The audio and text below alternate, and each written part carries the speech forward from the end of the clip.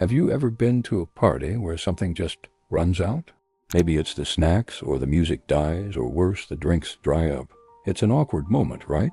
Well, today we're diving into a story about a wedding party that faced this exact problem, but had a guest who could solve it in the most incredible way.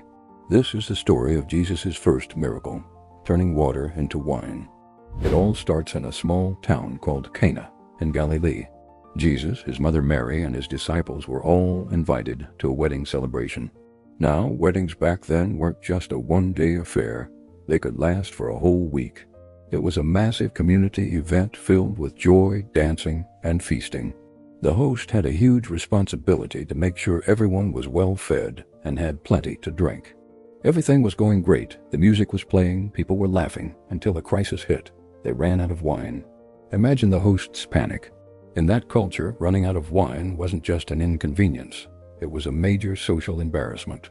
It suggested poor planning and a lack of hospitality, which was a huge deal. The celebration was on the verge of falling apart. Mary, Jesus' mother, noticed the problem. She knew her son was special, and with quiet confidence, she went to him and simply said, "They have no more wine." Jesus' response was a bit mysterious. He said, "Woman, why do you involve me? My hour has not yet come." It sounds a bit distant, but he was essentially saying it wasn't his time to reveal his full power to the world. But Mary trusted him. She turned to the servants and gave them simple, profound instructions. Do whatever he tells you. Nearby stood 6 large stone water jars. These weren't for drinking. They were used for ceremonial washing, a Jewish purification ritual. Each jar could hold about 20 to 30 gallons of water. That's a lot of water. Jesus looked at the servants and gave them a command. Fill the jars with water. The servants, probably a little confused but obedient, did exactly as he said. They filled all 6 jars to the very brim. The stage was set for something extraordinary. Then Jesus gave another instruction. Now draw some out and take it to the master of the banquet. Think about this for a moment. The servants had just filled these jars with plain, ordinary water. Now they were being told to serve it to the head of the party as if it were wine. It must have taken a huge leap of faith. But they obeyed. One of them scooped some of the liquid out and nervously carried it over to the man in charge. The master of the banquet took a sip. He had no idea where it came from.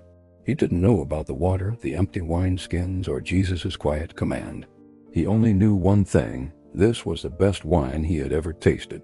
He was so impressed that he called the bridegroom over. He said, "Everyone brings out the choice wine first, and then the cheaper wine after the guests have had too much to drink. But you have saved the best till now."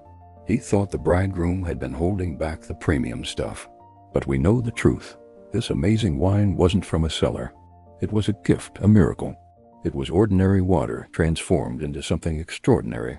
This was the very first sign, the first public miracle Jesus performed. It revealed a glimpse of his divine glory, and the Bible says that after seeing this, his disciples put their faith in him. So what does this story really tell us? It shows us that Jesus cares about the ordinary parts of our lives, even a party running out of wine. He steps into our moments of lack and embarrassment and brings abundance and joy. He takes the ordinary like water and makes it extraordinary. It's a beautiful reminder that when we feel like we've run out, when we're empty, that's often when there's an opportunity for a miracle. All we have to do is trust, and like the servants, do whatever he tells us. Thanks so much for watching. If this story resonated with you, hit that like button and subscribe for more stories that can inspire and change our perspective. See you in the next video.